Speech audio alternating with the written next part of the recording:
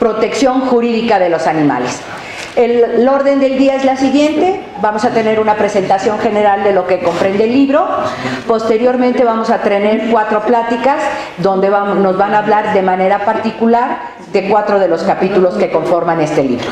Y vamos a dar tiempo entre presentación y presentación para preguntas y aclaraciones, para que no se queden todo hasta el final y después nos hacemos pelotas y se avolpan las preguntas. ¿De acuerdo? Esa va a ser nuestra dinámica. Por el momento, la maestra Silvia nos va a hacer el favor de hacernos la presentación del libro en general. ¿Quién es Silvia? Digo Alicia, perdón. Silvia. Corrijo, Alicia. Una pregunta, ¿hay posibilidad de conseguir el libro? Claro que sí, pero desafortunadamente ahorita no contamos con el día de hoy no contamos con el apoyo del instituto para que llegaran y nos los dieran y los pudiéramos traer. Contemplábamos que lo traíamos, ¿sí? De alguna manera. Y con su credencial les hacen el 20% de descuento. No, 50. ¿Cuánto 50, cuesta? ¿Cuánto 50%. cuesta? 260 y con la credencial de universidad les cuesta con el 50. 120, sí. ¿Y en dónde lo compramos? En la biblioteca del Instituto de Investigaciones Jurídicas a la entrada.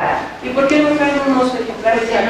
Porque ¿por qué mañana no? es día festivo y el sindicato hoy pidió. No, pero si quieres el lunes que te traigan unos, no me dices, te hacemos una. Si quieren nos ponemos de acuerdo, le dicen a Alicia y ya que sepamos cuántos yo se los traigo. El tema es que yo se los voy a traer al precio de No, pero venta porque yo no tengo su credencial. Ah, y Es que sí nos piden la credencial. Sí. Pero bueno, si no, yo te consigo, yo veo la manera de traerlos y los que se hayan anotado de aquí de la facultad se los dejo con Yukiko. Ajá, yo trato de conseguirlos al precio con el descuento. Exactamente, porque yo puedo conseguir varios con mi credencial. Como soy coautor en el libro, sí nos hacen el descuento. Sí. Entonces, se anotan quienes estén interesados, por favor. Yo me llevo, los consigo y se los dejo en la sesión ahí en la coordinación. A Yukiko, sí, por favor, yo veo con ella la manera. ¿Estamos de acuerdo? Perfecto. Bueno, para los que estén interesados por el libro, ¿de acuerdo? O si no, ahorita, si tú no perteneces a la facultad, ahorita lo vemos, ¿de acuerdo? No, ella es profesora de. Bueno, Ok, entonces le cedemos la palabra. A ver, Alicia Villel. Alicia, ¿Cómo se hace? para adelantar con el de la derecha, para regresar con el de la izquierda y el de en medio es para señalar. Para adelantar, para regresar. Ok, buenas tardes, yo soy Alicia Villela, soy profesora de la Facultad de Ciencias y egresada del Departamento de Biología. Me invitaron ellos a hacer la presentación, en realidad yo no soy autora. Les aclaro esto porque luego me decían, oye, no, yo no soy autora, conozco a Marisol por su trabajo, a la doctora Marisol, y conozco también los trabajos de Rita, y entonces pues, y también los de Alejandra, ¿no? Las conozco muy bien a ellas. Bueno, y en ese sentido es que acepté hacer la presentación, y solamente lo que yo voy a hacer es tratar de argumentar cómo este libro es de gran trascendencia para la reflexión en nuestro departamento. Es un libro que les va a servir muchísimo para discutir en las clases. La verdad es que es un trabajo profundo y detallado, de intensa labor de muchos años de todas ellas, bueno, de varias de las autoras, pero les voy a decir cómo está estructurado. Entonces se llama Protección Jurídica de los Animales y bueno, esta es solamente una referencia de que desde el siglo XIX ya había un interés por muchos profesionales de las ciencias de la vida por esta mirada que no fuera antropocéntrica, ¿no? Que se saliera de nos diéramos cuenta de que podíamos hablar, ¿quién habla en nombre de los animales que no tienen una voz, ¿no? Bueno, este libro se divide en 2 partes. En la primera están los trabajos de Paulina Bermúdez, Ileana Rivero, Marisol y Rita y Alejandra y Ana María Santillán. La segunda parte toca el tema de aspectos penales y criminológicos con los trabajos de María Esther Ambrosio y José Herrera. Pero se me olvidó decir una cosa en el otro tema. ¿Cómo se pone aquí el género? Ahorita te lo pongo. ¿Sí? Sí, entonces lo que quería era los temas que están aquí en la primera parte, se discute la bioética y protección jurídica de los animales. Ahorita vamos a ver en cada caso las propuestas de las autoras, y aquí vemos en la segunda parte sobre todo cómo se ha ido legislando y trabajando todo este problema que tiene que ver con el maltrato, ¿no? y establecer códigos y normas penales. ¿Por qué es necesaria las leyes de protección jurídica? Pues porque en un cierto sentido toda la sociedad tiene una responsabilidad social, ¿no? De proteger y tipificar el delito de maltrato o crueldad a la que han sido expuestos todos los animales no humanos, ¿no? Y bueno, entonces aquí vemos que hay varias áreas en las que en este libro se aborda, que ellas van a trabajar en particular con cada una de estas áreas. Es la parte de la utilización de los animales en la experimentación, en las granjas mecanizadas, el hecho de la caza excesiva furtiva, el tráfico de especies, la violencia doméstica, el uso de animales en los circos. ¿Sí? Entonces, han surgido a lo largo de la segunda mitad del siglo XX y en particular en este siglo XXI, pues una serie de leyes de protección animal que buscan establecer normas para puntualizar qué es eso del trato cruel a nivel internacional, cómo se pueden establecer también lineamientos que incluyan a todos los, o sea, que miren a los animales no humanos como con una necesidad por establecerles lineamientos de conservación de su hábitat y su protección. Entonces vemos que han surgido leyes que se han trabajado en el caso particular de los zoológicos, el tráfico de animales, la experimentación y la pesca. Después, esto se lo trata en la primera parte de las autoras. En la segunda parte, Marisol habla de un caso particular que son el caso de Baja California y las islas de las Islas Marías y las Islas de Cortés, ¿no? De todas estas, ella lo que hace Marisol, hace un trabajo minucioso y detallado, pues del impacto que han tenido todas estas especies exóticas que se han introducido y cómo han pues deteriorado el ambiente ecosistémico natural y han perjudicado a las especies endémicas, ¿no? Ella define ahí pues qué es la biodiversidad entendida en estos tres niveles: ecosistemas, especies y genes, y luego entonces la importancia que tiene esta conservación de esta diversidad biológica y el caso particular de Baja California y el Mar de Cortés, ¿no? En este capítulo Marisol lo que va a hablar es cómo es que han afectado estas especies de intromisión exótica y cómo se ha desarrollado un marco jurídico relativo a estas especies y cuáles pueden ser las políticas de control y erradicación de esta fauna exótica en estos ecosistemas. Ella termina en este capítulo haciéndonos notar que es necesario desarrollar acciones coordinadas que eviten y que continúen con esa introducción de especies invasoras. Bueno, ellos nos van a hablar de cada uno de estos rubros, ¿no? Después viene el capítulo de protección de primates mexicanos, que es el capítulo que trabaja Rita y su equipo de trabajo. Aquí se aborda, pues, primero darnos cuenta de quiénes son los primates mexicanos, cuál ha sido su situación de tráfico, cómo es que es importante su conservación, los dilemas éticos que se desprenden por este tráfico de primates y abandono en realidad de su protección, y cuáles son incluso algunos de los aspectos culturales que se han tomado en nuestro país a lo largo de muchos siglos, ¿no? Bueno, luego viene otro capítulo que habla del delito de maltrato a los animales, ¿sí? Que ahí es donde en este capítulo pues prácticamente lo que se intenta hacer es mostrar cuáles son los lineamientos jurídicos y cuál es la tipificación de lo que es considerado delito, maltrato y crueldad a los animales. Hay una serie de leyes de protección animal, es el caso particular del Distrito Federal, en donde aquí se expone en este capítulo, que fueron publicadas en 2 momentos, uno para la Gaceta Oficial en 2006 y otra para el Código Penal para el Distrito Federal, y que en estas dos leyes de protección, o 2 rubros de protección de animales, lo que se hace es como que se den cuenta que es un delito, ¿no? Que el hecho de que a los animales se les trate con crueldad o sin ninguna consideración, pues tiene consecuencias, ¿no? Y que te pueden llevar no solamente a que tú pagues una multa, porque a veces nada más es muy fácil, pues pago una multa y ya, sino que realmente sea considerado como un delito, ¿no?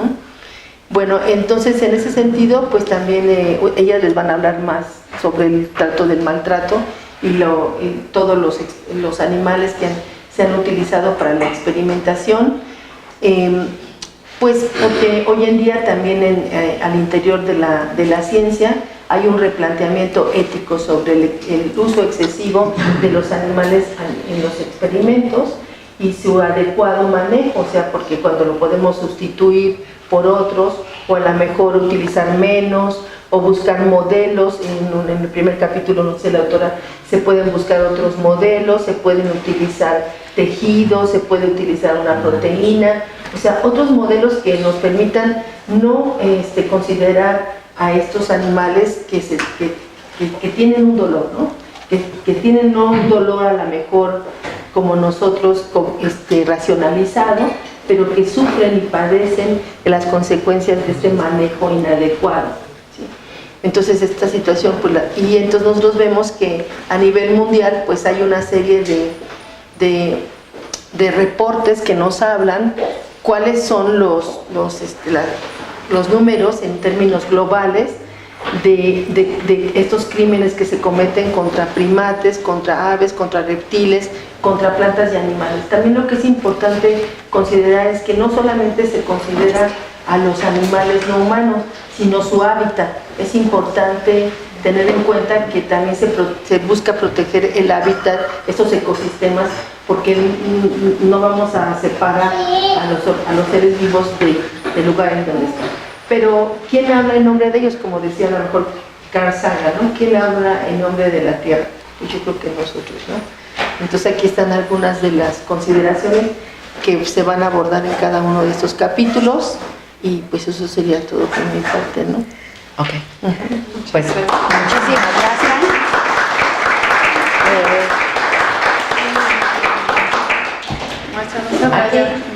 Muchísimas gracias, Constanza. Muchas gracias. Le damos pie de entrada a Paulina, por favor. Paulina Bermúdez. Ella es activista del grupo Gran Simio y nos va a presentar el capítulo que se titula Raíces de la actual relación hombre-fauna, representaciones de los animales no humanos en la experimentación de laboratorio.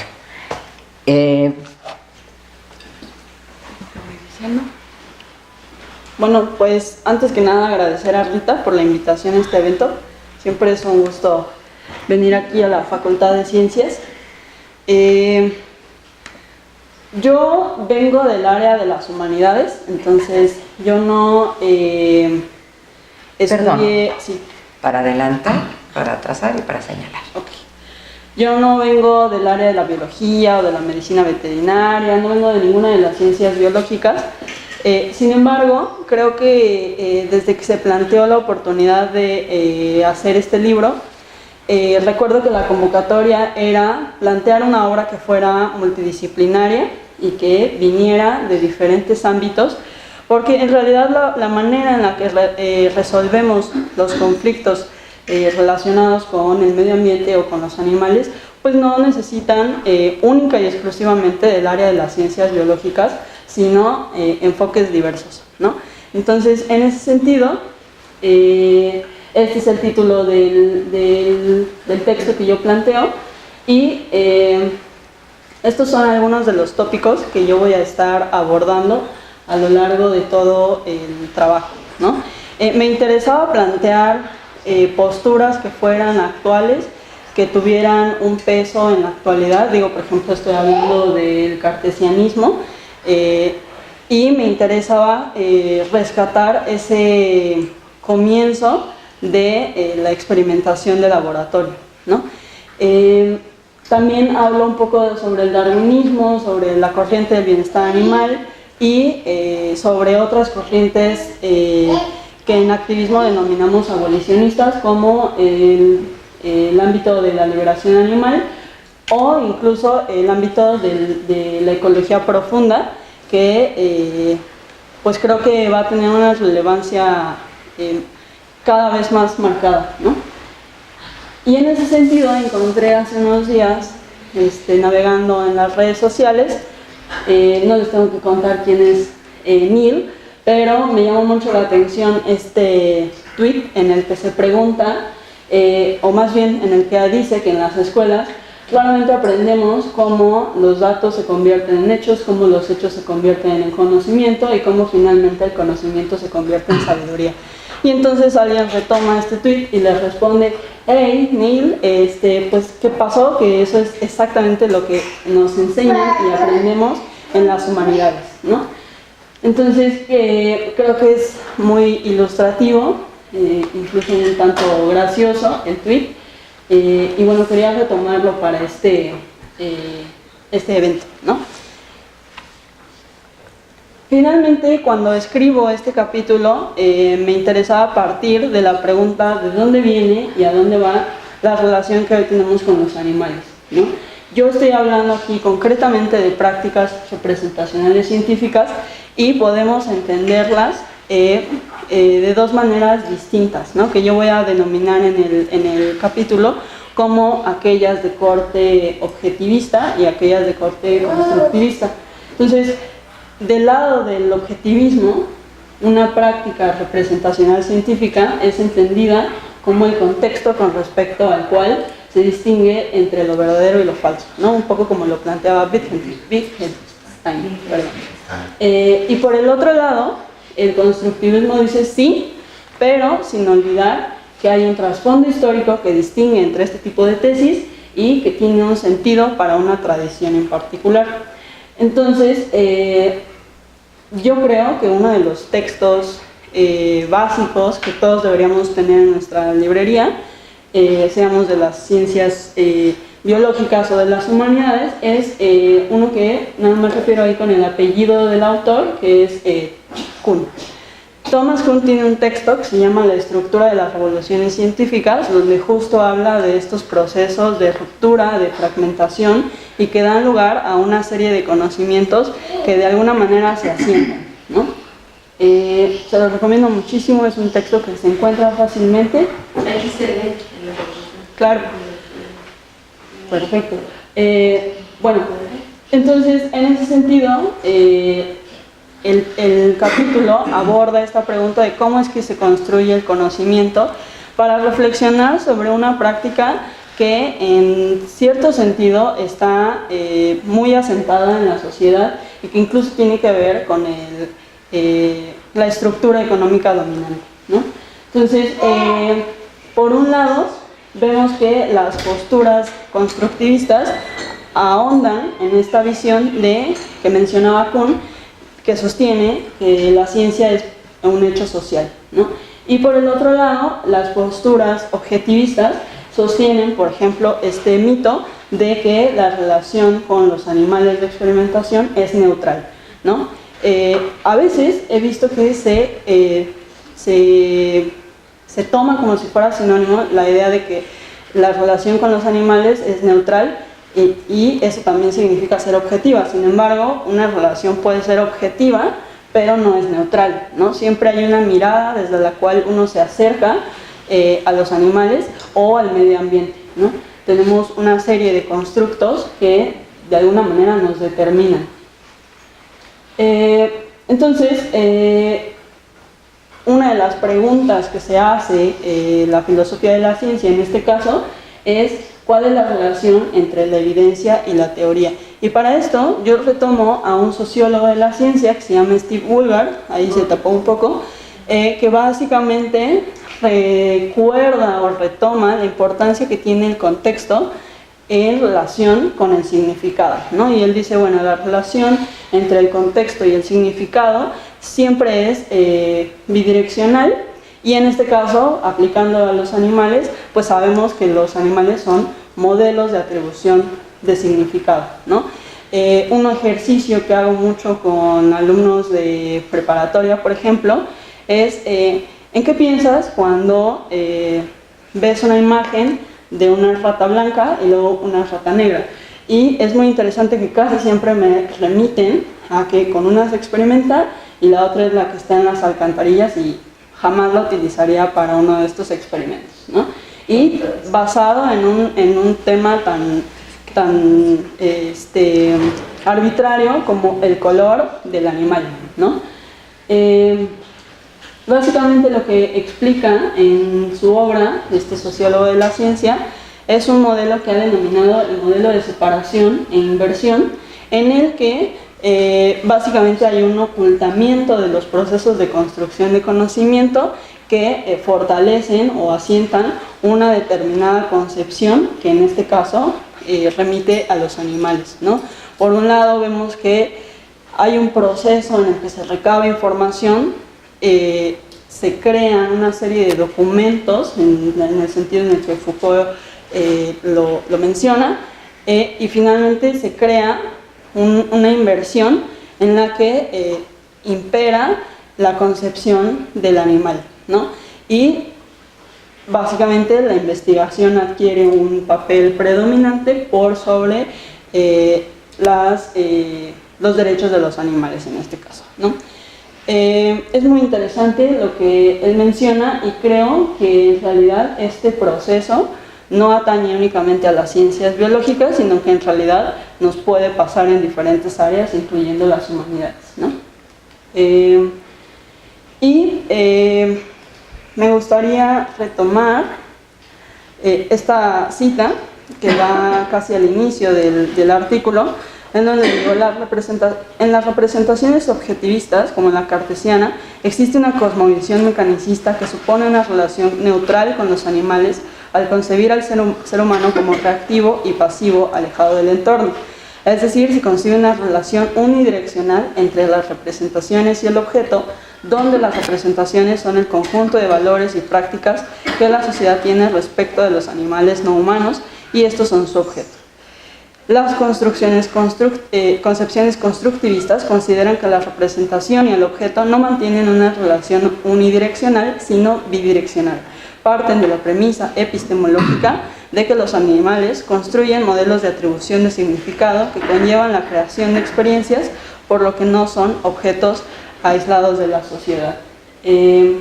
Finalmente, aquí yo tomo una serie de corrientes que podemos tomar, insisto, en un sentido fragmentario, es decir, no las estoy superponiendo en sentido cronológico como si una hubiera surgido a partir de la otra, sino como corrientes que pueden tener puntos en común y separarse en algún punto. En mi caso, sostengo que tanto el cartesianismo como el darwinismo son representaciones objetivistas, pero que la diferencia está en que toda la concepción que mantiene Darwin de los animales tiene la característica de no ser antropocéntrica, ¿no? No así con el trabajo de Descartes. Y bueno, me llama mucho la atención siempre que sale en este tipo de eventos el tema del especismo, ¿no? Y creo que cada vez el tema se está tomando con mayor seriedad, al grado de que se están haciendo pues una serie de cambios legislativos al respecto. Y tomo, por ejemplo, el tema de la liberación animal y el bienestar animal como corrientes que tienen puntos en común y que finalmente se separan y que incluso pueden llegar a ser contradictorias ya en la práctica.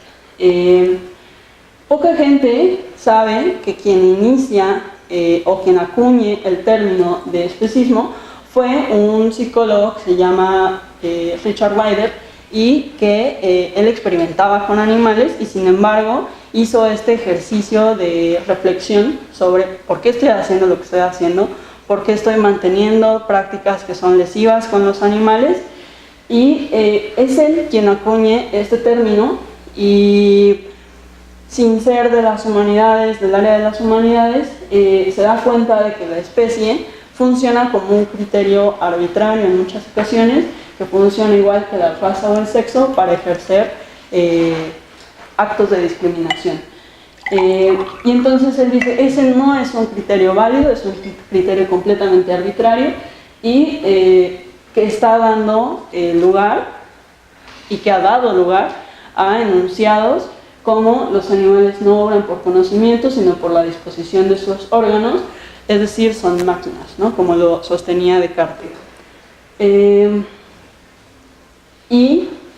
Por un lado, me llama mucho la atención también el origen de este concepto y cómo Peter Singer lo retoma, pero desde una visión utilitarista, y finalmente lo que en su comienzo se planteó como una crítica fuerte a la experimentación con animales, porque cuando se acuña este término fue en relación a la crítica que hace este autor y que plantea en uno de sus libros que se llama Víctimas de la Ciencia.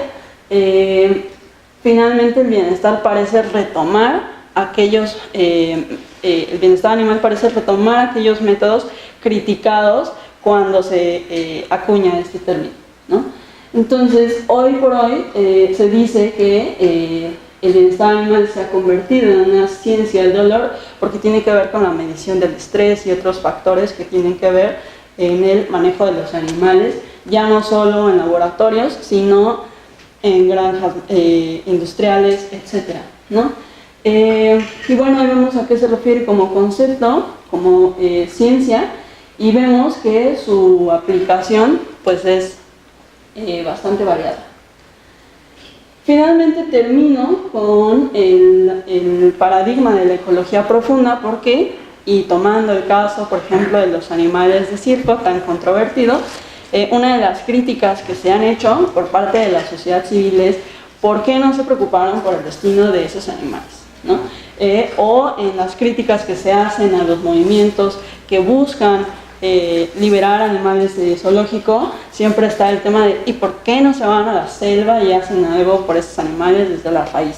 Y finalmente creo que es una crítica válida, que lejos de hacerla a un lado, creo que va por el lado de empezar a tomar más en serio la protección integral de los ecosistemas, ¿no? Es decir, ¿de qué nos sirve tener animales cautivos, tener grandes proyectos de conservación, si al final las raíces que fomentan que los animales estén en ese estado, pues no son subsanadas, ¿no? Entonces tenemos animales que muchas veces están en lugares, no pueden salir de ahí, y que una reintroducción supondría incluso ponerlos en riesgo.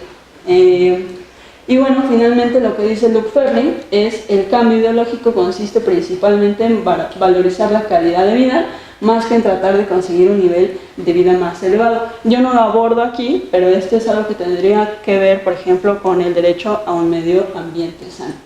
Y bueno, estas son las conclusiones. Sostengo que la experimentación de laboratorio pues, se instala en la lógica capitalista, básicamente, y que las condiciones de vida precarias de los animales son el síntoma más visible del problema, más no el comienzo. Cada animal es un modelo de atribución de significados. Veamos un ejemplo: el cerdo se come, con las ratas se experimenta, y eso lo digo a nivel de imaginario colectivo. La visión de un animal como una máquina sigue vigente, y el movimiento de liberación animal está desmontando estas justificaciones de las prácticas que implican maltrato animal, y el criterio del sufrimiento animal se ha vuelto insuficiente incluso en la defensa del medio ambiente y los animales. La ecología profunda nos obliga a repensar el punto de partida. Muchas gracias.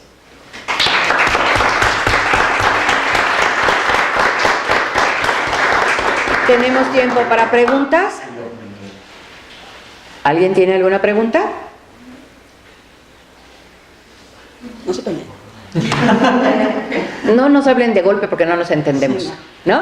Ok, bueno, pues entonces le agradecemos infinitamente a Paulina su participación, le entregamos su constancia por habernos acompañado en esta presentación del libro y le agradecemos infinitamente, ¿sí? Ahora bien, damos la palabra a Marisol, que me dijo que ella se iba a presentar, que lo hacía de manera coloquial, y entonces le cedo la palabra para que Marisol, que es coautora del libro, más bien coordinadora del libro y coautora, ¿de acuerdo? Su presentación está con el tema Fauna insular mexicana merecedora de una protección jurídica especial, ¿sí? Gracias, Rita. Pues De también nada. un saludo a todos, les agradezco que estén aquí. Yo, más que contarles del libro, quisiera contarles de la historia del libro.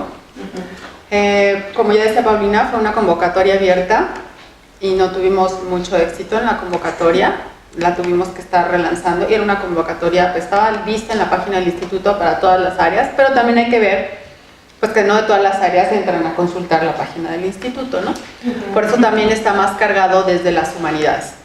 No obstante, el tema era desde cómo se va a llamar el libro. No puedes hablar de los derechos de los animales, ni lo pienses, ¿no? Entonces, desde ahí empezamos con todos estos tabúes y todos estos constructos, desde choques filosóficos y éticos y de toda índole, donde dices, ¿cómo crees que un animal va a tener derecho? Cuando hoy ya estamos hablando de que en otros países un río tiene derechos, ¿no? Un orangután tiene derechos, pero esto de lo que nos habla es de que son retos a la imaginación y son retos también a nuestras formas lineales y muy verticales de la construcción, y desde el punto de vista de las humanidades y de donde yo vengo, de la construcción del derecho, ¿no? La verdad es que sí somos bastante rígidos y poco flexibles, y nos cuesta trabajo trastocarnos con otras disciplinas de la ciencia. Sin embargo, creo que cada vez lo estamos haciendo más, no por gusto, sino porque es una real necesidad. Ahora, el capítulo que, bueno, obviamente no está aquí Tere Ambrosio, pero debo decir que es la culpable de que este libro se haya escrito como resultado de un perrito que fue abandonado en el estacionamiento del Instituto de Investigaciones Jurídicas. Evidentemente era un perrito de casa, no sabía cómo comportarse, no sabía cómo buscar su alimento, y bueno, Tere lo rescató y lo dio en adopción, y a partir de ahí empezó, tenemos que hacer algo, y entonces ella es la culpable, y creo que es muy merecido que este reconocimiento a su impulso, gracias a ella está aquí. Bueno, el capítulo que yo desarrollé es resultado de una experiencia personal de trabajo en las Islas Marías, donde me tocó coincidir en ese momento en el que yo fui a dar un taller sobre aprovechamiento de especies exóticas y endémicas y cuidado de la conservación de ecosistemas protegidos, como las Islas Marías. Sí, es un penal federal, pero también es un área natural protegida, ¿no? Es un lugar con muchos endemismos, como la mayor parte de nuestras zonas insulares, y me tocó coincidir con el equipo de caza, ¿no? Ahí estaba el equipo que estaba cazando a las cabras, a los gatos, a los perros, y la verdad yo me llevé un impacto así brutal, ¿no? Y empecé como en shock de quién tiene más derecho, ¿no? Los gatos y las cabras que no decidieron llegar a esta isla, porque evidentemente no llegaron nadando, ¿no? O las especies que son endémicas de esta isla.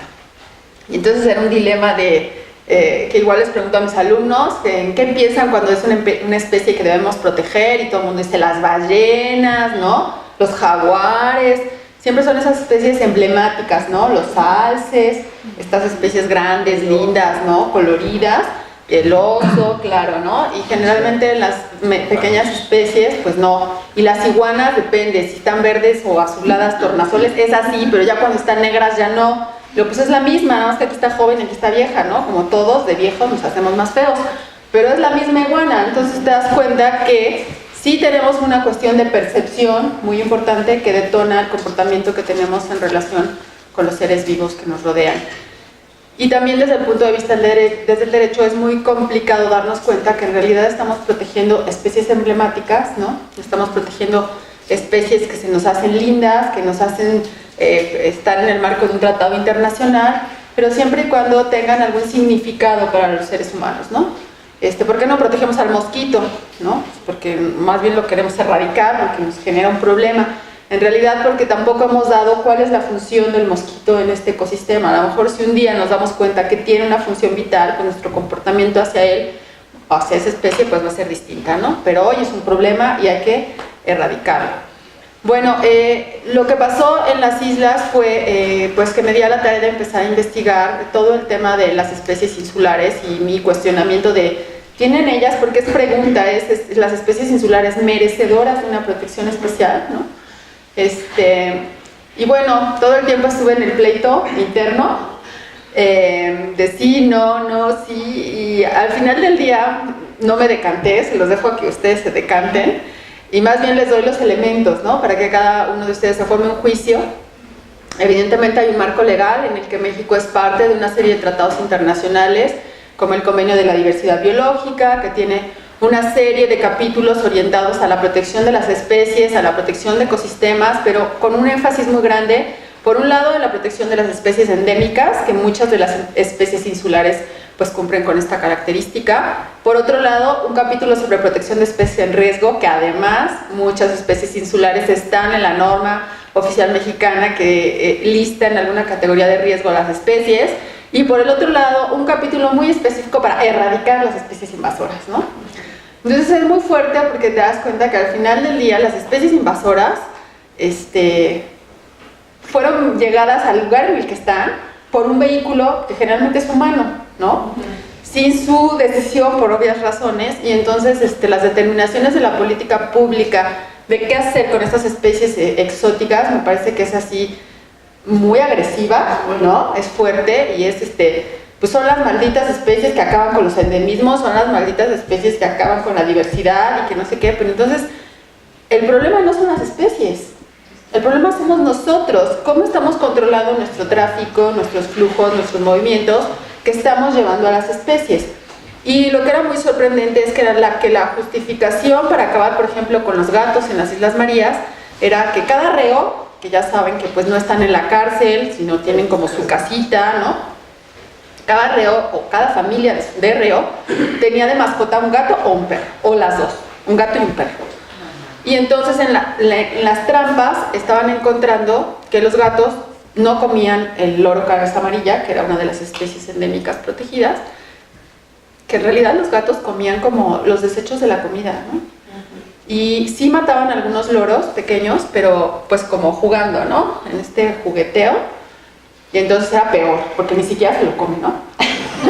Entonces lo mata y no se lo come. Entonces no es por supervivencia, es por mala onda, ¿no? Entonces, bueno, hay una norma oficial mexicana también que regula, digamos, la eliminación o la erradicación de especies sin sufrimiento y no sé qué, ¿no? Y para poder tener como todos los elementos y ponerlos en la mesa, realicé una consulta de información pública para que me dijeran cuántas especies habían erradicado en las diferentes islas del Golfo, con qué métodos y todo. Nada más para que se den cuenta de que la misma autoridad yo creo que se siente en este dilema y como que sabe que algo no está haciendo muy bien. La respuesta de información tiene como 15 cuartillas y las primeras 10 cuartillas o 12 me ponen miles de fundamentos legales para responderme y luego me explica la importancia de las islas, la importancia de las especies, o sea, todo un rollo justificativo para después decirme helicópteros caza, ¿no? Rifles de asalto, y entonces es así como que todo lo que ya te dijeron, te sientes así como avasallado, ¿no? Y bueno, pues esa es la realidad, esa es la estrategia brutal que el gobierno mexicano ha decidido desarrollar como una de las vías para acabar con las especies invasoras en nuestros, digamos, ecosistemas insulares. Creo que el libro de alguna manera nos invita desde diferentes perspectivas a entender cómo nos relacionamos con el entorno, ¿no? Como decía Paulina, al final del día la diversidad de especies es resultado de la diversidad de ecosistemas y lo estamos viendo cada día, nos estamos acabando nuestros ecosistemas por dar paso a una serie de actividades económicas que tienen una mirada cortoplacista, ¿no? Si realmente queremos conservar nuestras especies, pues tenemos que empezar con lo que les da sustento, y lo que les da sustento es su hábitat. Nos las pasamos desplazando y desplazando las especies. Nosotros incluso aquí en Ciudad Universitaria hemos tenido problemas con las ardillas, ¿Cuál es la diferencia entre una ardilla y una rata? ¿No? Una cola bonita y, y su estola, exacto. Pero hemos llegado al grado de que hay personas que colocan veneno a las ardillas, ¿no? Porque ya son muchas. Entonces, ¿qué tanto es tantito? Que ella es una plaga, ¿no? ¿Cómo controlas esa plaga? ¿Quién está invadiendo a quién? O sea, todos esos dilemas, ¿es su casa o es la nuestra? ¿No? Tienen que ver, ¿no? Y lo mismo, pues, si nosotros pensamos que aquí en Ciudad Universitaria también tenemos muchas especies endémicas, ¿no? Muchas están listadas, y es triste cuando te encuentras un tlacuache todo apedreado o apaleado, muerto, ¿no? Dices, porque es una ciudad universitaria, estrictamente hablando, si bien la universidad no es un campus cerrado y puede entrar cualquier persona, pues digamos que el grueso de la población somos universitarios, académicos, estudiantes, trabajadores, pero somos universitarios. Tendríamos que tener un comportamiento distinto respecto de nuestra biodiversidad y es pues un poco triste ver estos resultados, ¿no? Pero bueno, y en función del artículo que yo escribí, pues pongo énfasis sobre todo en las técnicas usadas para la erradicación, que me parecen muy fuertes y que creo que tendríamos que replantear qué estamos haciendo para que nuestros ecosistemas se llenen de especies invasoras. Y otra vez volvemos, tenemos el pez que se llama, el león, ¿no? Que se está acabando prácticamente todas las especies de nuestros ríos. Pero pues eso no importa tanto, ¿no? Porque pues son más padres las islas, son más emblemáticas, ¿no? Otra vez el imaginario colectivo de lo que es realmente importante. Cuando este pez león, pues quienes hemos tenido oportunidad de navegar los ríos por los que está invadido, pues no solo es que se está acabando otras especies, sino que se está destruyendo el hábitat, ¿no? Porque se está colapsando todas las orillas de los ríos por digamos, ¿cómo se dice?, mecanismo que tiene de producir hoyos para entrar y dejar sus huevos, y pues luego los terrenos se van colapsando. Eso creo que es una política pública muy importante, pero si ustedes se fijan, todo lo que está de fondo es educación. No tenemos educación, no tenemos información, la gente no sabe que tirar el pececito que compró hermoso así, que ahora ya no le cabe en la pecera, en la coladera o en el río o en el charco o algo, puede generar un problema de este tamaño, ¿no? La gente no sabe que llevarse este gatito precioso, pequeñito, de vacaciones a la isla y luego pues dejarlo ahí con sus amiguitos, pues va a generar un problema muy grande. Entonces creo que el tema de la educación es algo en lo que no hemos trabajado, que tenemos que fortalecer. El que yo tenga una mascota, ¿no? El que decida comprar un changuito o un puerquito ahora, estos que todo el mundo ahora quiere ¿no?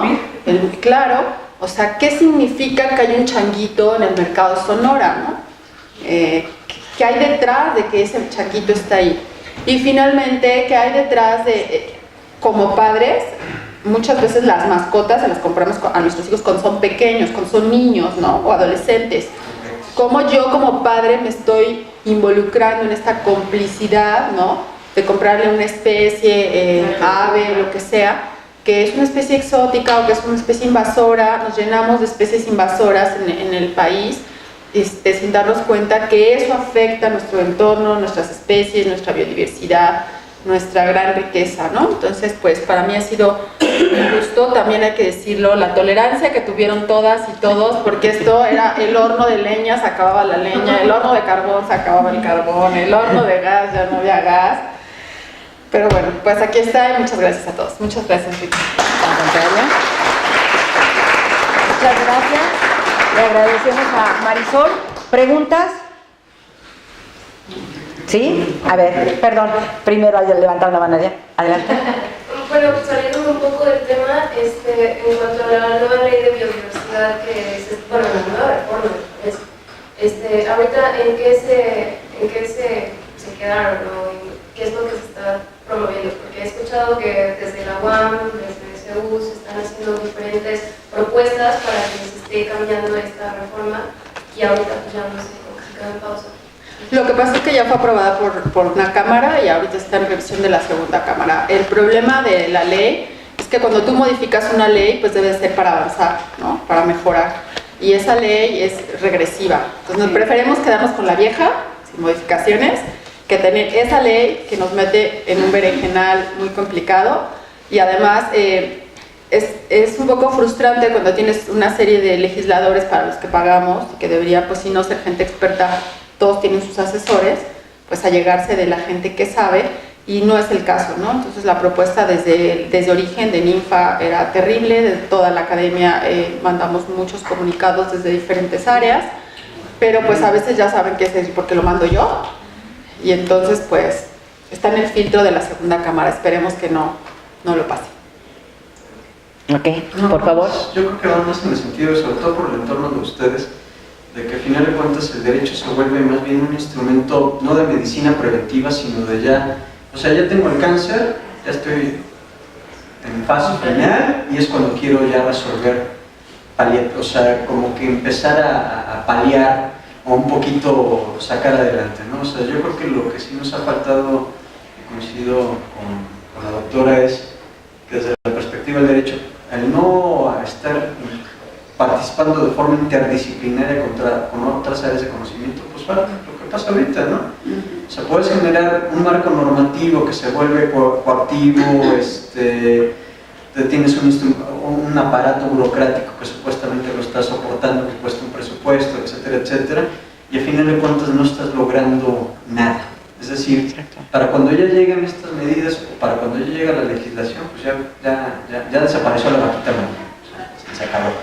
Entonces yo creo que, y por ejemplo lo que comentaba la compañera Paulina, yo estoy trabajando un poquito el tema de psicología social en referencia con el prejuicio. Es decir, sí es cierto, lo que pasa es que el significado o el significante que tú le das a las especies, inclusive a las razas humanas, ¿sí?, tiene una connotación, y las connotaciones generan resultados desde el mundo del derecho. Es decir, por ejemplo, la gran crítica que tendría desde el mundo del derecho en la discriminación, que puede abarcar todas las especies vivas, es que es lo mismo, ¿no? El derecho, por ejemplo, te criminaliza. Si tú le dices de una manera a un homosexual, te meto bueno, pero la raíz de primero caracterizar, segregar, discriminar, etcétera, etcétera, y sus manifestaciones post-prejuicio, o sea, no atacaste la raíz del problema. Yo creo que sucede en cualquier situación. Y lo que dice la doctora es cierto, es la educación, pero ¿cómo generas mecanismos de educación que sean eficaces, que lleguen a toda la población? Si por ejemplo vas a la Sierra de Querétaro, ¿sí?, tienes comunidades que apenas sobreviven, llegan los canadienses y te dan chamba a cambio de que permitas que destruyan tu Sierra de Querétaro. La Sierra de Querétaro en los últimos 10 años, si pasas detrás de la Peña de Bernal, ya hay un socavón ahí de 50 metros de profundidad. Entonces yo creo que la lucha tiene que ser transversal. O sea, el derecho, como dice la doctora, estamos muy mal acostumbrados a querer resolver estos problemas desde un punto de vista vertical. Y para colmo, y tiene toda la razón, es la crítica que hacemos, por lo menos yo hago en mi clase, quienes estructuran la norma en México, ni siquiera son abogados. O sea, para empezar. Y segundo, ni siquiera son personas que tienen conocimiento. Y es los mismos tópicos de agua, de protección de la naturaleza, del ambiente, de no discriminación, etcétera, etcétera. O sea, es un esquema que se repite y se repite. Okay. ¿Alguien más? ¿Sí? Un comentario, qué difícil es, por ejemplo, proteger a especies como el pepino de mar, ¿no?, que no son carismáticas, no son bonitas, ¿no? Pero valen mucho. Pero ¿cómo se lo están cargando allá, por ejemplo, en el Caribe, ¿no? Claro. ¿Cómo lo están sacando? Y en relación a lo que decía Pablo, también el bienestar animal, la ciencia del dolor, ¿no? Sí. ¿Cómo sabemos si el pepino está doliendo, ¿no?, si no tiene ni siquiera una cara, ¿no?, donde podamos ver su reacción? Ahí, por ejemplo, habría que decir que esta ciencia se aplica a los animales considerados de producción, ¿no? O sea, o animales que tienen un valor de uso, ¿no? Y como, por ejemplo, en ámbitos como la tauromaquia, el trabajo de los veterinarios que tienen que garantizar que el animal esté en ciertas condiciones son obstaculizados, ¿no? ahora con investigaciones de organizaciones que se han infiltrado en rastros municipales, muestran cómo la aplicación de las normas no se hace, ¿no?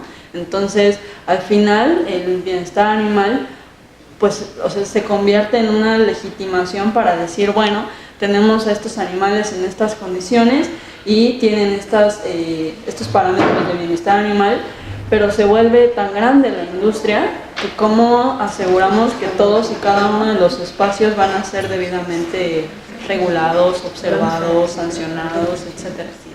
Por ejemplo, con los delfinarios, ¿no? Claro. Por ejemplo, ellos dicen que sus delfines están bien cuidados, ¿no? Presumen mucho su bienestar animal, pero en realidad están sobreviviendo. Pero, o sea, hay una diferencia muy grande entre sobrevivir y vivir plenamente, ¿no? Y las 5 libertades tan sostenidas, pues, hasta donde yo sé, los delfines pues no las tienen. Tan solo la libertad de movimiento, ¿no? O sea, Claro. de hambre y sed, esos animales se mueren de hambre por hacer esos trucos, ¿no? Entonces, sí creo que, como dices, se ha fortalecido un sistema económico que atenta contra la integridad de los animales. Bueno, continuamos con la siguiente presentación y vamos dando tiempecito al final para terminar con los comentarios, ¿de acuerdo? Entonces ahora les presento a la bióloga de formación, a la bióloga Alejandra Márquez, con un grado de maestría en ciencias biológicas, que nos va a hacer el favor de presentar el capítulo titulado Protección de los primates mexicanos, una visión integral. ¿Sí?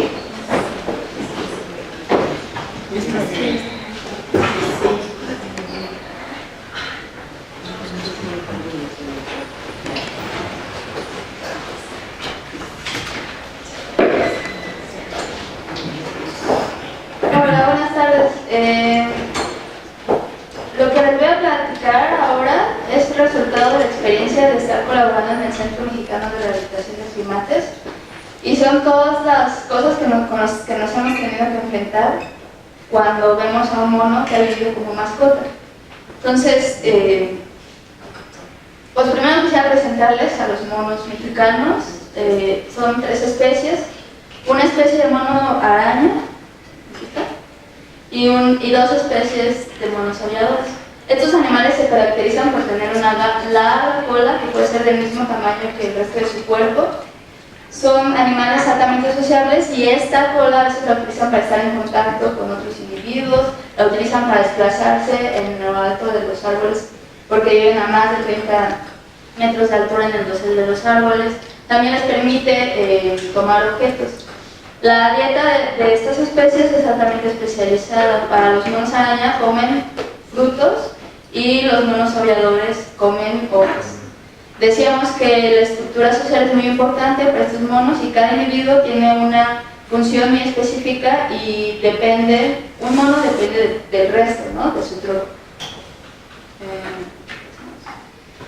Lamentablemente, estas especies son las que tienen mayor demanda en el tráfico de vida silvestre. O sea, a la gente les gusta tenerlos como mascotas.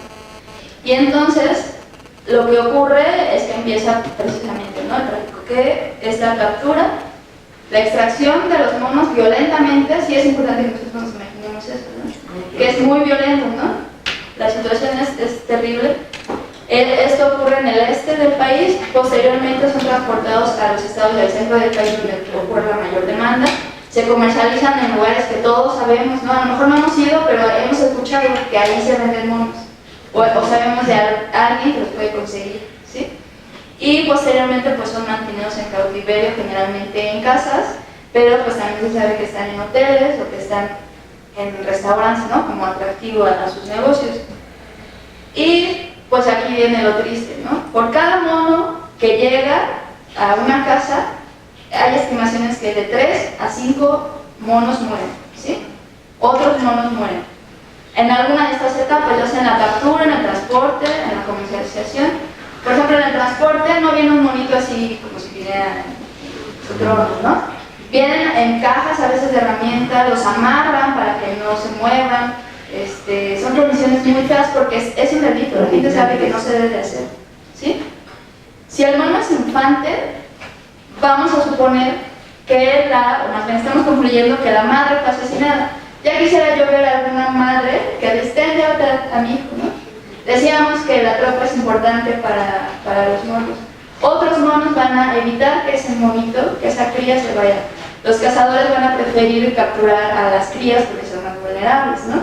No tienen que luchar con un mono adulto, sino con un bebito. La estimación es que el 95%... ¿Cómo? Además son más carismáticos, son los que más se piden. La gente va a preferir tener un monito que un mono grande, ¿no? Que un adulto. El 95% de los monos que se trafican mueren. Sí, está bien. Bueno, supongamos, ¿no?, que a un mono ya le fue bien y que llegó a la casa como pudo, sobrevivió a todas las otras etapas y llegó, ¿sí? ¿Qué es lo que se enfrenta? En una casa pues tiene poco espacio, ¿sí? Puede ser que la persona sea como con recursos, ¿no? Y tenga un espacio como este. Pero no consideramos que el ámbito hogareño, o sea, la distancia que puede recorrer un mono cada día es de 2 kilómetros, cuando menos. Una persona va a tener 2 kilómetros para darle a estos monos, no lo tiene. Cuando son bebitos, como decía, pues están sueltos ahí en la casa, ¿no? Más o menos lo pueden controlar. Conforme van creciendo los monos, pues se van volviendo más fuertes y son incontrolables, entonces la gente los tiene que tener en jaulas, amarrados, y miren las condiciones en las que viven. ¿Se acuerdan de la primera foto? No tiene nada que ver con este mono. La condición física se daña y pierden la capacidad de braquear. Es este movimiento que los monos hacen para recorrer, ¿no?, la selva. Si es adulto o si es juvenil, pierde la capacidad de braquear. Si es infante, no adquiere esta posibilidad, no aprende, no sabe cómo hacerlo, ¿no? En cautiverio no tiene objetos para explorar, por lo que hay un incremento de conductas agresivas y desarrollo de estereotipos. Las estereotipias son conductas repetitivas que comúnmente tienen que ver con el traslado, ¿no? Por ejemplo, vemos que los monos se balancean o que estamos haciendo movimientos repetitivos, es esto.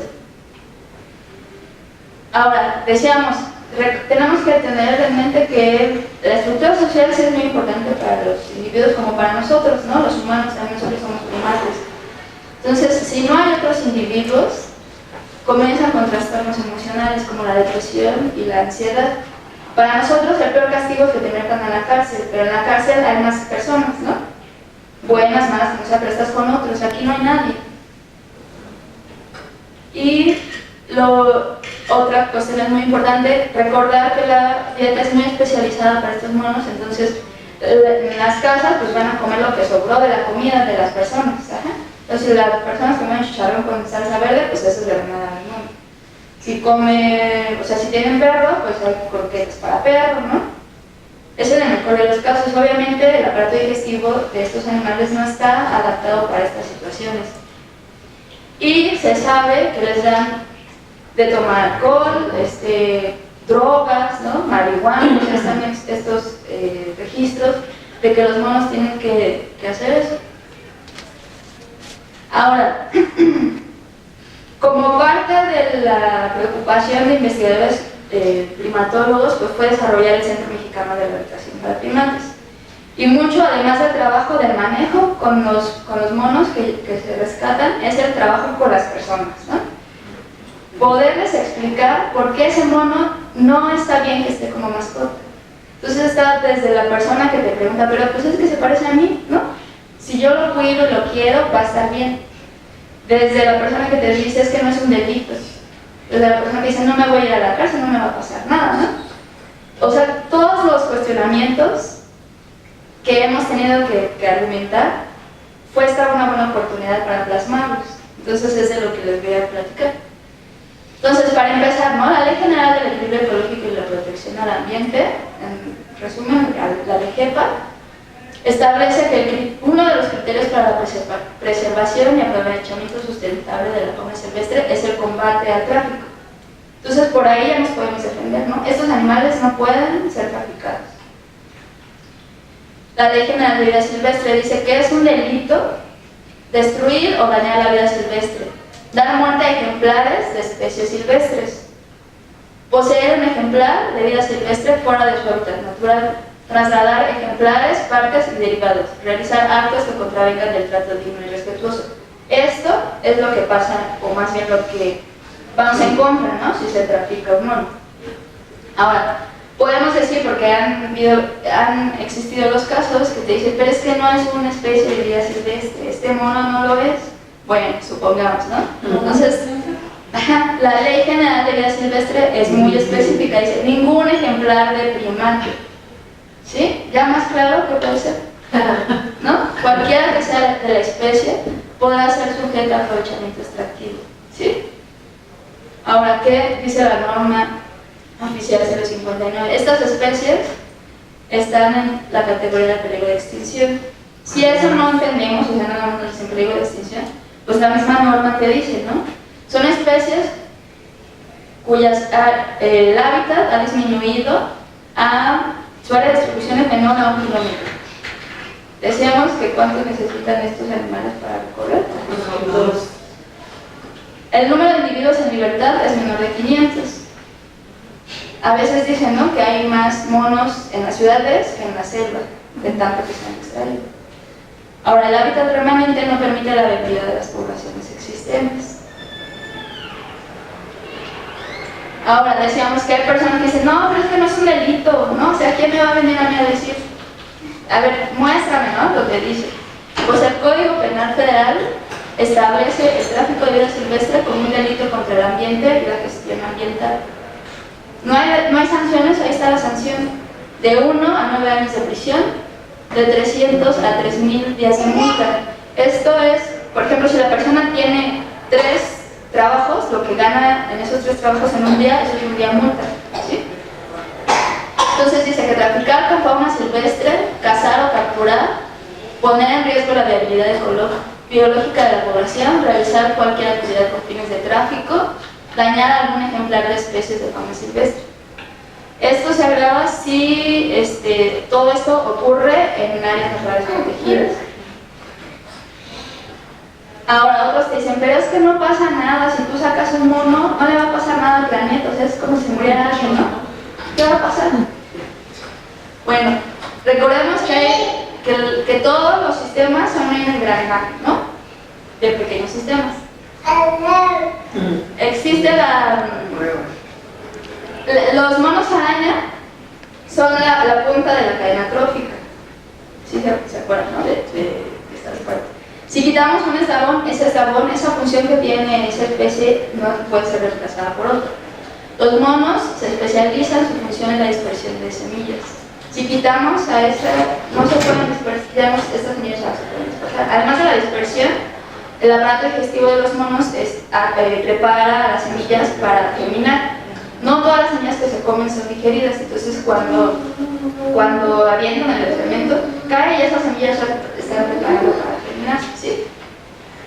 Ahora, la disminución de las poblaciones, ¿no? Si todos los individuos, y muchos de los individuos están en las ciudades, pues en la selva ya las poblaciones disminuyen y hay una alteración de la composición de las tropas. Las tropas necesitan tener cierto número de machos, cierto número de hembras, ¿sí?, para reproducirse.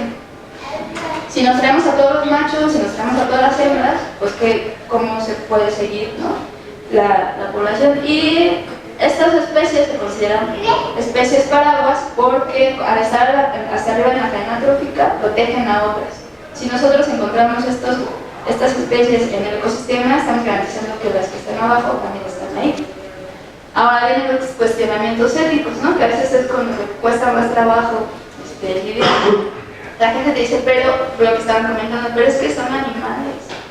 Si no nos podemos poner de acuerdo con los derechos para los humanos, ¿qué esperamos, no?, para los animales? Pero bueno, estos animales merecen ser protegidos nada más porque sí, ¿no?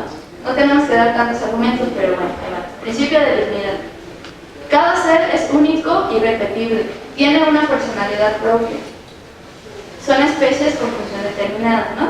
Entonces aquí comenzamos con que las personas los humanizan. O sea, hay una onda ahí en la gente que piensa que es otro miembro de su familia, ¿no? No lo quería decir, pero pues quisiera comentarles el caso de este mono, que la dueña, la persona que lo tenía, le puso muñeca, ¿no? Es un infante. Y así lo traía siempre, ¿no?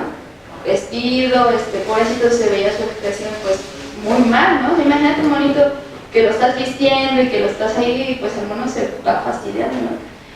Entonces le puso muñeca, pero en realidad no era hembra, era un macho. Era un muñeco. Era un muñeco, ¿no? Entonces de ahí podemos derivar muchas cosas, otras, ¿no? Que estamos esperando de ellos que se comporten como humanos, cuando no lo son. El otro principio es que exclusión del cuerpo del tráfico comercial. Estos monos, como otras especies, no son objetos de intercambio comercial. Vean esta imagen, ¿sí? Ni ninguna parte de su cuerpo, ni ellos son objetos de comercio. No hay manera, ¿sí? ¿Cuánto cobrarían, cuánto pagarían por un mono? ¿Cómo se le puede poner precio? No tiene. Hay algunas personas que se justifican, es que es parte del sustento de las personas que lo cazan. Pues investigando encontramos que un mono ya aquí en la ciudad cuesta 2,000 pesos. Si vamos quitando el que lo trajo, el que hizo el contacto, todos estos años se quedaron por dinero. ¿Cuánto le queda a la persona que lo cazó? Nada, 50 pesos, ¿no? Ahora el principio de la beneficencia. Debemos buscar el mayor beneficio para los animales, para estos animales, porque nosotros trabajamos con ellos, pero en realidad para todos los animales, y reducir el riesgo de daño. Ahora, bueno, es que me emociono. La ley de protección animal, cada estado tiene su ley de protección. Esto es en orden como estatal, ¿no? Y el Distrito Federal dice que evitar el sufrimiento, garantizar el bienestar y que las instancias públicas, las asociaciones civiles deben procurar este bienestar.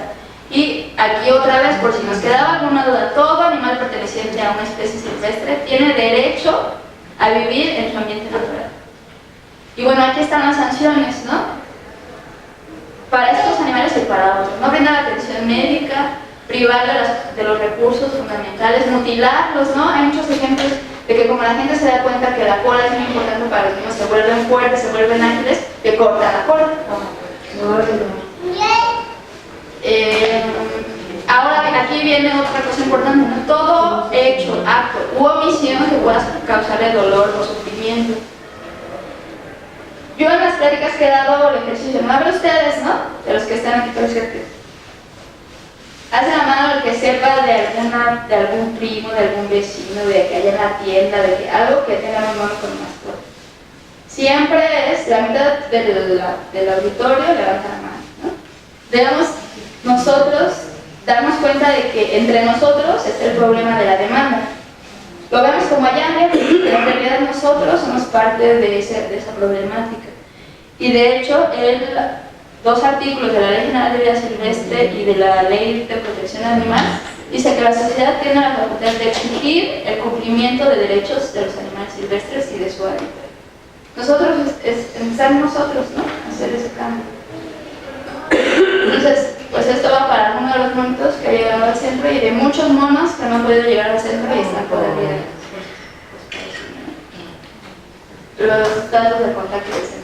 Ya, gracias.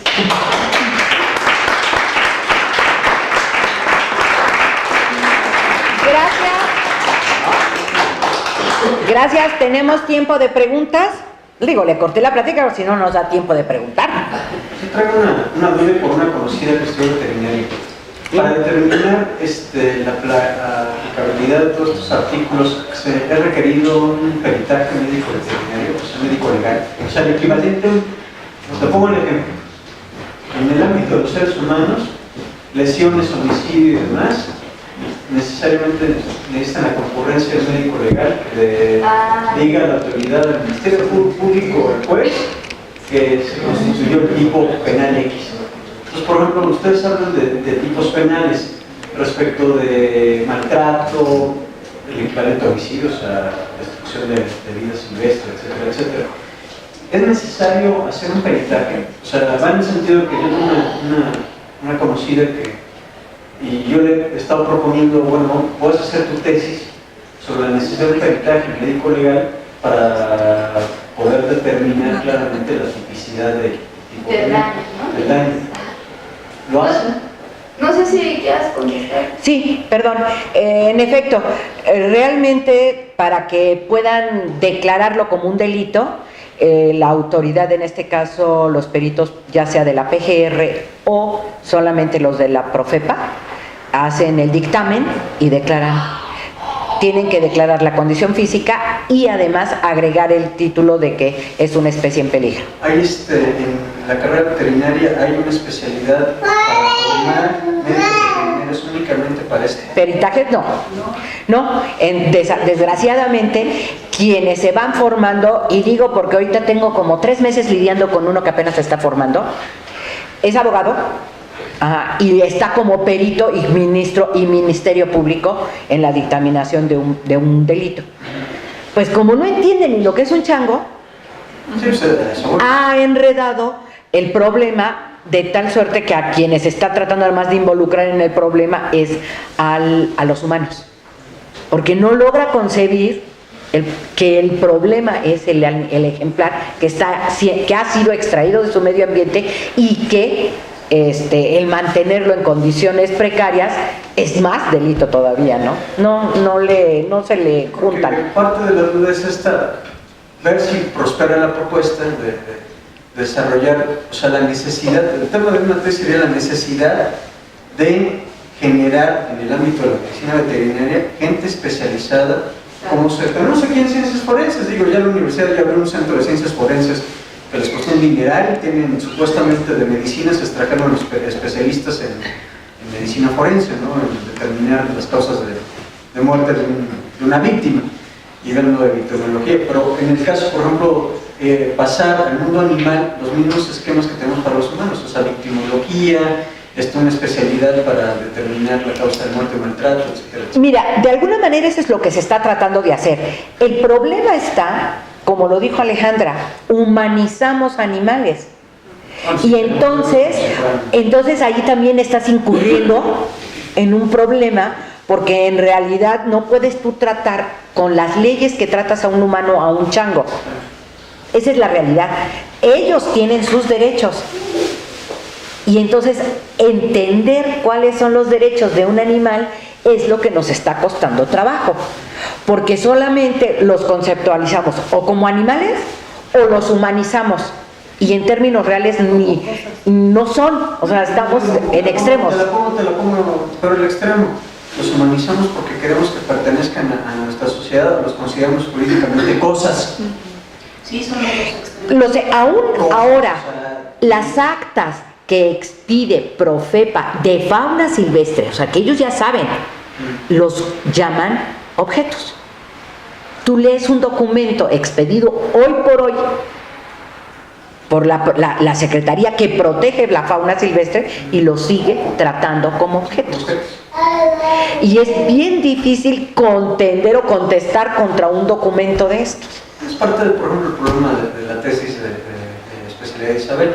Es decir, por ejemplo, para nosotros en el ámbito jurídico nos queda muy claro que generar un marco de derechos a los animales depende únicamente que el Congreso de la Unión, en un marco de positivismo jurídico, diga que tienen derechos. Si la ley dice que tienen derechos, todo el esquema normativo tendría que reconocer los derechos. Vendría aparte la aplicación de la norma jurídica, que es donde empiezan los problemas que me estás diciendo, los problemas éticos que maneja la maestra. Es decir, ¿desde qué perspectiva un juez de lo penal me va a ver, o un ministerio público federal me tiene que ver la concepción de que los animales tienen un derecho? Pero per se, no porque estén cerca de los humanos. Perdón un segundo, Claudia. ¿Qué tal si le damos la oportunidad a Claudia que nos presente, que es la que nos va a cerrar la presentación de hoy, y ya nos vamos con todo el resto de preguntas, ¿sí? Me decías, Claudia, que tienes tu presentación. 2017, debe decir la carpeta. Ajá. Dentro de la carpeta, protección jurídica. ¿Importancia de la protección jurídica? Ok.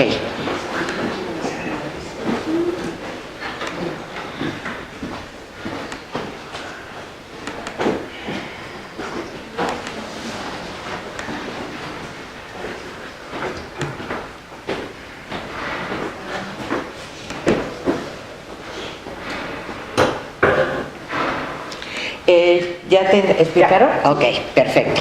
Muchas gracias. Bueno, Al contrario. buenas tardes. Perdón que llegué de tarde, estaban ciencias sociales y no sabía cómo llegar acá. Me pasé a dar ¿Un tour? Perfecto. unos buenos llegues, ¿no? Impresionante. Sí, la gente no sabe cómo llegar. Yo voy a hablar ahorita un poco sobre la sintiencia. Y al final me gustaría contestar un poco de lo que sucede con animales de compañía y cómo se tipifica el delito y así muy brevemente. Yo estoy muy agradecida de haber formado parte de este proyecto desde que comenzó, hace 2 años ya tener un buen rato y quiero que sepan que fue un proceso de verdad bien arduo, en donde se hizo una situación muy rígida en cuanto a los escritos que iban a entrar en el libro. Se recibieron entre todas las convocatorias muchos más que los que quedaron, pero la intención de hacer una selección dura fue que justamente lo que quede tuviera un gran impacto. Así que creo que de verdad es una cosa maravillosa. El que el libro está disponible gratuitamente a descarga me parece otro acierto maravilloso que yo quiero reconocerles, ¿no? Si sabemos que nos gusta seguir cargando esto y traerlo y te sirve mucho para muchas cosas en cualquier momento.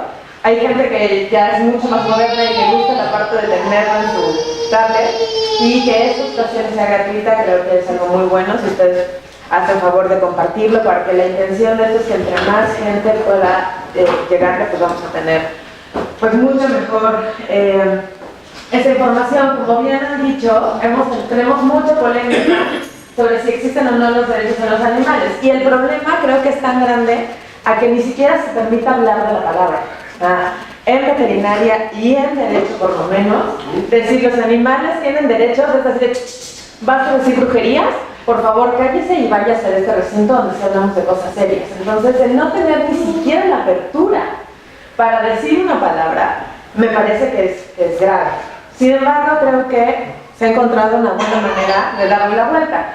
Podemos ahorita no hablar de los derechos de los animales, pero no podemos negar que los animales deben de ser protegidos jurídicamente. Y entonces eso sí nos permite tener un marco en el cual se puede actuar. Y justamente lo que hace el libro es ir explicando en diferentes especies, porque el mundo de los animales es muy vasto y deberíamos de sumarlo con el ecosistema completo. La intención del libro es ir dando unas muestras de todo lo que sucede en el mundo. Ya vieron de qué se trata el libro. Yo creo que una de las cosas en las que yo quiero hacer énfasis es en esta parte en la que hoy, que el libro es un hecho, está quedando en un proceso perfecto, donde por lo menos la Ciudad de México está haciendo un cambio, y en su Constitución, pensamos que ya pronto se promulgue. En la Constitución tenemos un artículo en el cual reconoce a los animales como seres sintientes.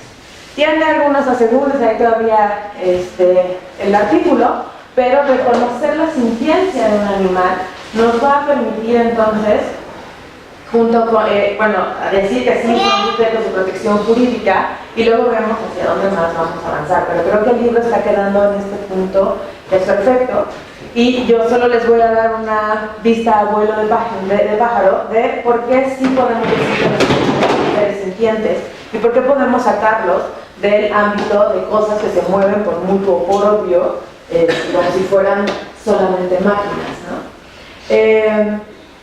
Entonces, esta sintiencia nos permite decir si el animal sufre cuando le mutilas la cola al mono, que es la otra mano que tiene, o los animales que están en el laboratorio no solamente son objetos con el cual yo sé si mi rímel arde o no arde, ¿no? Así que se dice que los animales son seres sintientes. La sintiencia abarca diferentes pasos, que es la sensibilidad, la percepción del dolor, los estados emocionales, la conciencia y la sintiencia. Esto es obviamente muy atacado por muchísima gente, porque primero había personas que decían que los animales no les dolían. Descartes era uno de ellos, decía, oiga, fíjese que queremos ver cómo funciona el sistema digestivo, y yo abro al perro y el perro grita, y entonces él decía, no se preocupen, es la máquina que rechina, pueden seguirle cortando. entonces negamos que los animales tuvieran dolor. Ahora se ha demostrado que los animales sí sienten dolor, ¿no? Entonces, sabemos que son sensibles, que perciben dolor, y luego nos detuvimos otro rato en los estados emocionales. Yo puedo decir que un animal es feliz o triste si no me contesta con su voz, cómo se siente, y luego nos vamos a otra cosa peor, que es conciencia, y si los animales tienen conciencia o no, y todo eso junto me da la sentiencia. La sensibilidad es la facultad de percibir estímulos externos a través de receptores y actuar. Pero si yo pongo un billete de 100 pesos en una máquina y yo estuve en el estacionamiento y el estacionamiento es de 50, él percibe cuánto dinero entra y cuánto dinero me da a cambio, ¿no? O sea, podría decir incluso que las máquinas son sensibles. Entonces a veces que la gente dice, bueno, que el animal responda a un estímulo es parte de un mecanismo que lo hace una máquina, no necesariamente un ser mucho más sintiente. A eso le sumamos que cuando el individuo tiene en esta sensibilidad, en ese receptor, y podemos hablar de muchas más cosas, pero ahorita voy a hacer dolor para brincarme al siguiente punto. Si el animal recibe aquí un piquete, el piquete va a mandar una señal, le estoy inyectando una vacuna en la pompi, va a mandar una señal a las astas dorsales de la médula espinal, de ahí van a viajar señales por el tracto espinotalámico, etcétera, al tálamo, que le va a decir, ok, te están haciendo dolor. La corteza dice quién fue el veterinario, la siguiente es el veterinario y el veterinario y demás, ¿no? Eso ya, fíjense cómo me lleva a brincar hasta la siguiente, que es conciencia, y además el perro voltea y se lame la patita o te gruñe o lo que sea, ¿no? Entonces, sabemos que hay muchos procesos por los cuales nosotros actualmente no podemos negar que a los animales les duele, ¿no? Muchas cosas se estudian, hacer estudios de dolor de animales, por supuesto que es una situación bien compleja, ¿no? Pero sabemos que tenemos sustancia P, tanto los animales como los humanos, que es una sustancia que se libera cuando hay dolor, que las endorfinas o la morfina, si se aplica te deja de doler, y entonces un animal que estaba así paracólico ya se para normal y quiere comer, ¿no? Etcétera, etcétera, que nos dice que, bueno, ya no podemos seguir negando a los animales, les duele. Muchos estudios. Liberación de diferentes cosas biológicas, y a veces la gente, si no le mides algo, no siente que hay ciencia ahí, ¿no?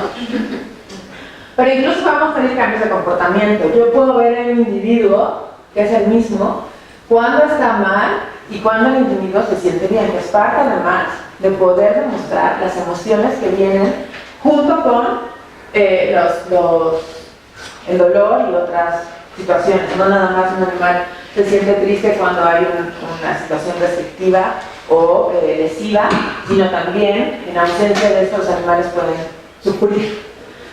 Entonces, bueno, no podemos hacer ninguna cirugía si no tienen anestesia, ¿no? Nada más para cerrar con esa parte. Y les digo, hay estudios que se hacen ahora incluso en otros animales como cangrejos de dolor o moluscos, que no tienen, pues no tienen ni siquiera a veces de estos animales que tienen un sistema nervioso central, que es a lo que nos habíamos estado restringiendo. Ahora estamos ampliando el conocimiento para que la gente pueda ampliar su círculo moral, digamos, con los animales de laboratorio, por supuesto. Además de que siente que le pica, también el animal hay una parte en el cerebro que es el sistema límbico, que tiene que ver con las emociones, que ya ahorita la ciencia me permite decir emociones, en donde los sentimientos se ha vuelto una cosa todavía más complicada. O sea, sí puedes decir que el animal está triste y que a lo mejor se tiene miedo, porque sin el miedo no existiría, se hubiera muerto por aventarse ¿no? al precipicio, pero no puedes decir que odia, no puedes decir que ama. Eso ya es demasiado para los animales. Y hay corrientes que están haciendo estudios sobre este tipo de sentimientos ahora, ¿no? Y los animales no solo tienen las emociones básicas, los humanos tenemos 7, los animales 6. Entre ellas la tristeza, la alegría, la ira, el miedo, el asco y la sorpresa. Los humanos además tenemos desprecio. los animales tienen estas 6 y no entiendo por qué. ¿Para cuál es el valor biológico del desprecio? Pero los animales, los otros 6 son muy evidentes para qué sirven en la humanidad, en la evolución, pero además pueden ir hacia estados que esos pueden ser positivos y pueden ser negativos, como la frustración, la depresión, el aburrimiento, la ansiedad, tanto que ahora tenemos etólogos clínicos, a lo que yo me dedico, que somos psicólogos y psiquiatras de animales, en donde si yo veo un animal que está deprimido, que tiene un problema obsesivo-compulsivo, tengo que dar un medicamento ansiolítico y antidepresivo para que ese animal pueda salir de ese estado y tener una vida que vale la pena vivir. Y de ahí entonces decimos, bueno, si los animales tienen todos estos procesos, son o no son conscientes. Y hay diferentes niveles de conciencia, como solo la conciencia de me picaron aquí, a la autoconciencia.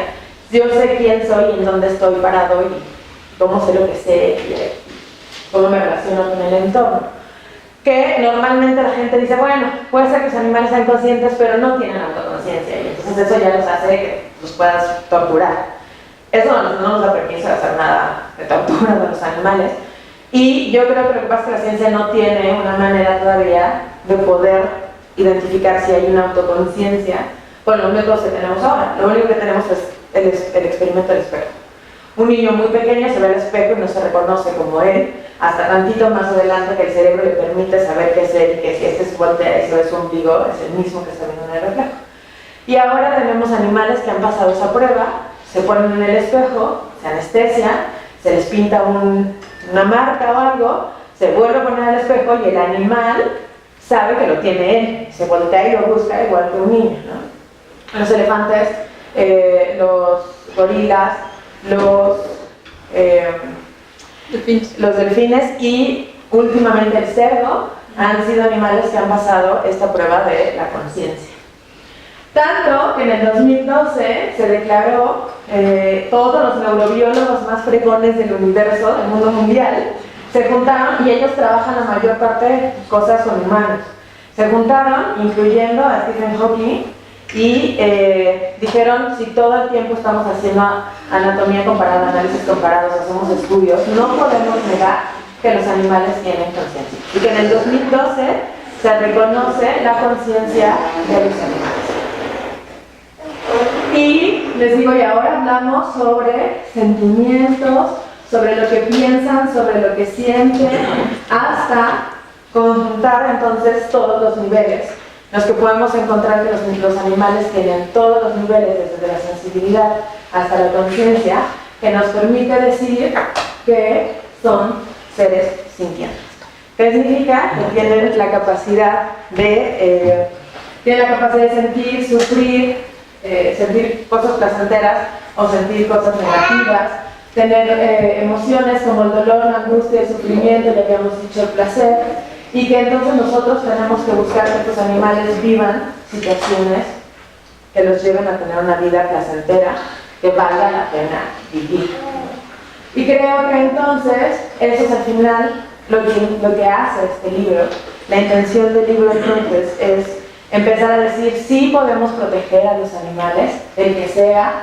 Por eso hay, como vieron, desde animales de laboratorio hasta animales de fauna silvestre, donde normalmente la mayor parte de la gente no niega que esos que tienen que cuidar, por todas las razones que ya vieron, unas que son más vendedoras que otras especies. Y la segunda parte que ya habla sobre los aspectos penales y criminológicos de qué vamos a hacer hacia dónde vamos.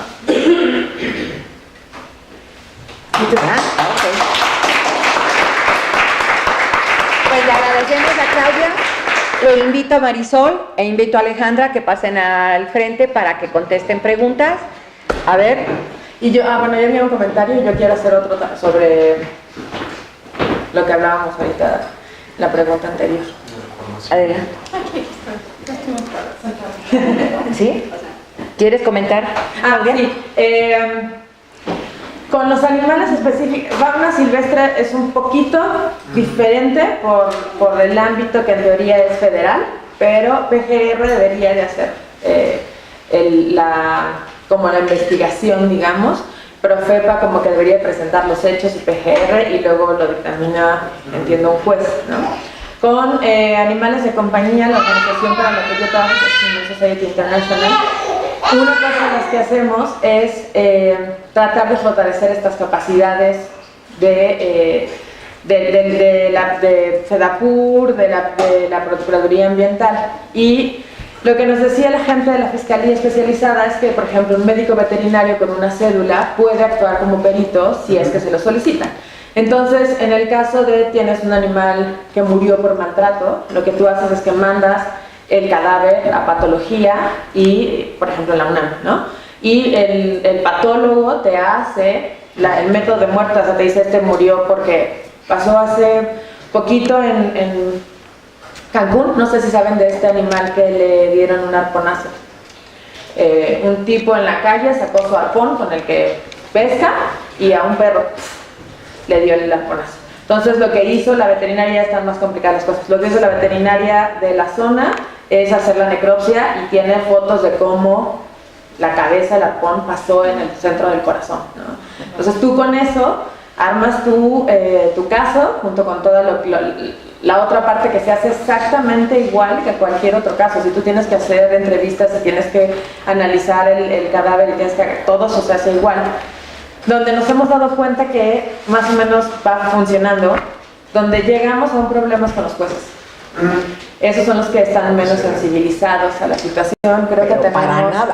Creo que la gente lo intenta, o sea, la fiscalía lo intenta, la procuraduría lo intenta y se te detiene en los jueces, que son el siguiente punto a hacer esta parte de la sensibilización, porque normalmente la gente que lo ve todos los días ya lo entiende, ya te entiende que el animal sufre, ya entiende cómo tiene que hacer el proceso y lo arman la carpeta más o menos bien, pero a la hora de llegar al juicio...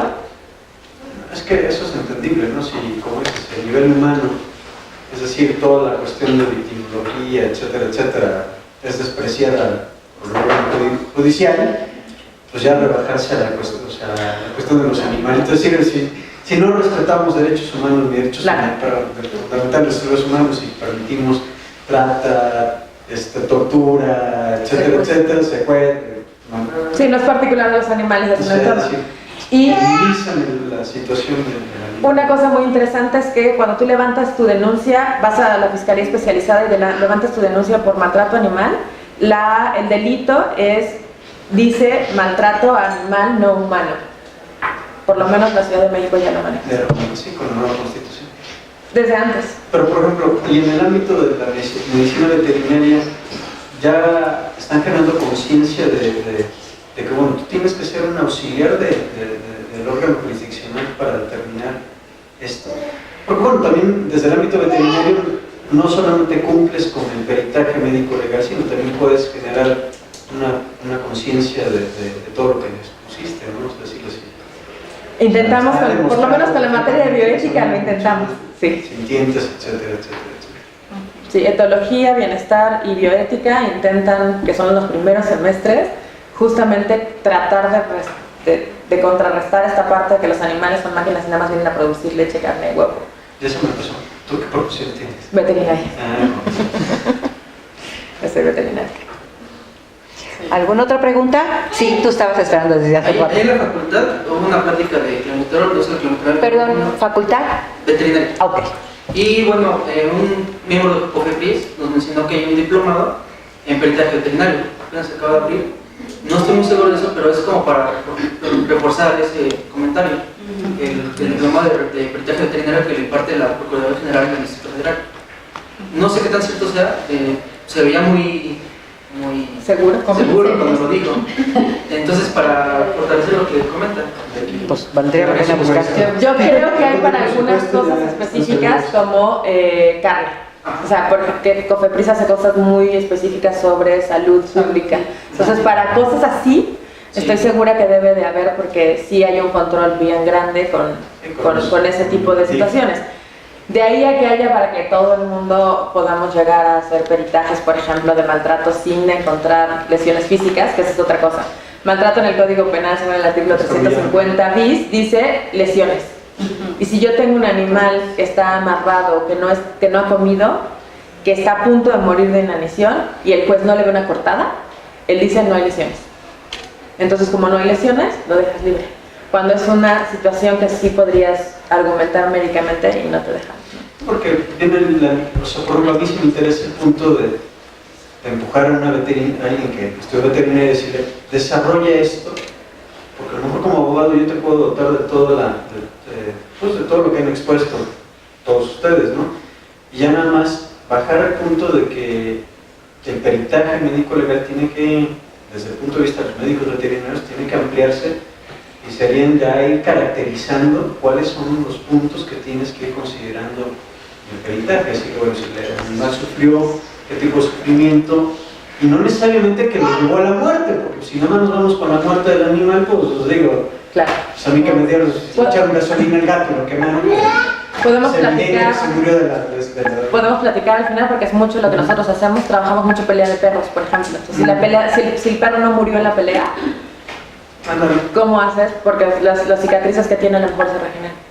¿Cómo haces para que eso de verdad lo puedas tipificar como un delito? Porque es parte de lo que trabajamos en la organización, si quieres al final. Y yo nada más para cerrar quisiera decirles que aquí en el Distrito Federal pues todos podemos denunciar en la PAOT, la Procuraduría Ambiental y del Ordenamiento Territorial del DF, que está como muy comprometida con el tema, realmente le está dando seguimiento.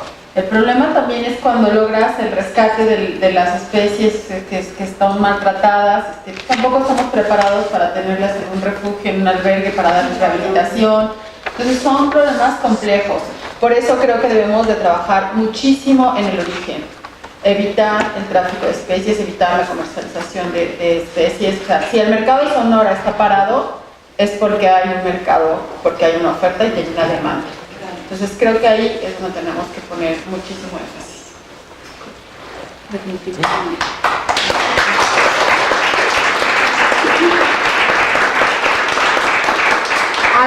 En nombre de la Facultad de Ciencias, del Instituto de Investigaciones Jurídicas, del Centro Mexicano de Rehabilitación de Primates, etc., le agradezco a Claudia, a Alejandra, Marisol, a Paulina y su servidora Rita Arenas por habernos prestado atención, y esperamos que esto se difunda, que sean ustedes nuestros escuchas, pero que lleven la palabra más allá, porque es importante que tomemos en consideración que somos seres sintientes.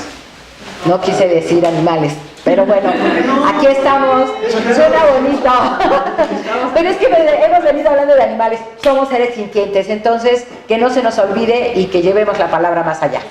Muchísimo, ¿sí? Me pasa, sí, por favor, alguien ya le empezó a hacer la lista de los libros que quieran que se traigan a la Facultad de Ciencias. Con mucho gusto me comprometo a traerlos y dejarlos en la coordinación de la carrera de biología para que ustedes puedan pasar por él. ¿Se pueden adquirir también en el instituto? En el instituto directamente, en la biblioteca con credencial de la UNAM, les hacen un descuento del 40 o 50%. Y mencionó que hay un link de descuento. También, si se meten a la biblioteca virtual del Instituto de Investigaciones Jurídicas, ahí está el libro y lo pueden descargar. Ajá, con el nombre. Gracias. ¿Ok?